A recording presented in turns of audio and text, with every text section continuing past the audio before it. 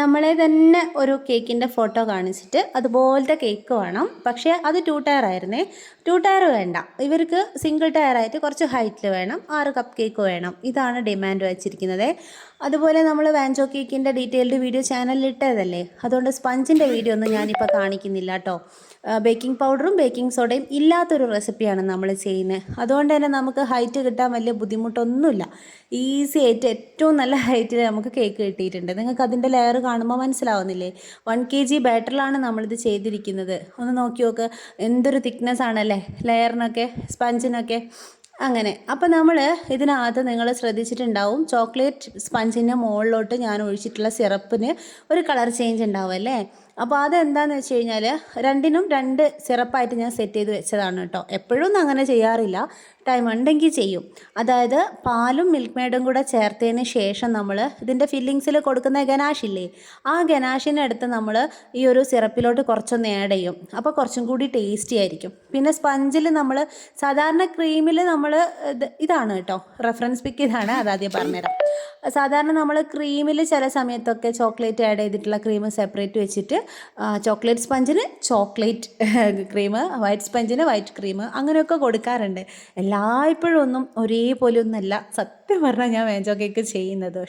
പക്ഷേ എങ്ങനെ ചെയ്താലും കസ്റ്റമർ നല്ല ഫീഡ്ബാക്കാണ് ഇതുവരെ തന്നിട്ടുള്ളത്. അങ്ങനെ നമ്മൾ ഒരു ലുക്കൊന്ന് കംപ്ലീറ്റ് ചെയ്തെടുക്കാൻ വേണ്ടിയിട്ട് ജസ്റ്റ് മാജിക് കളേഴ്സിൻ്റെ ബ്ലൂ ജെൽ കളറാണ് കേട്ടോ.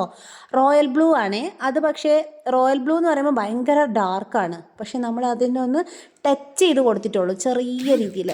അതായത് ഒരു തുള്ളീനെ തന്നെ പല തുള്ളികളാക്കിയിട്ട് അതിലൊരു തുള്ളി കുഴപ്പിച്ചോ ഞാൻ.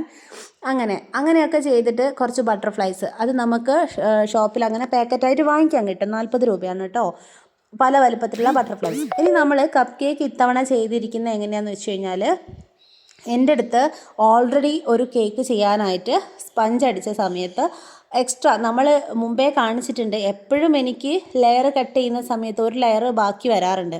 കാരണം നമ്മൾ ചെയ്തുകൊണ്ടിരിക്കുന്ന റെസിപ്പിക്ക് ലെയർ കട്ട് ചെയ്യുമ്പോൾ 4 ലെയർ കട്ട് ചെയ്യാനുള്ള ഹൈറ്റ് കിട്ടുന്നത് കൊണ്ട് തന്നെ ഒരു ലെയർ എപ്പോഴും ബാക്കി വരും.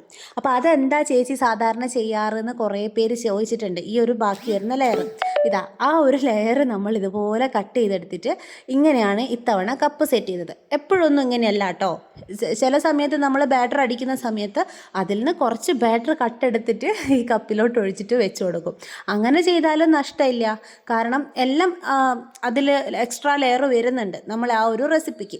അങ്ങനെ അപ്പോൾ നമ്മൾ കപ്പ് കേക്ക് നല്ല ടേസ്റ്റ് ആയിരിക്കും, കാരണം നമ്മൾ ഈ ഒരു ഐസിങ് ചെയ്ത കേക്കിൻ്റെ അതേ മെത്തേഡിലാണ് ചെയ്തിരിക്കുന്നത്. ഇനി നിങ്ങൾ പറ, ഇതാണോ അല്ലെങ്കിൽ ആ 2 ടയർ ആണോ ഏറ്റവും കൂടുതൽ ഭംഗിയായത്?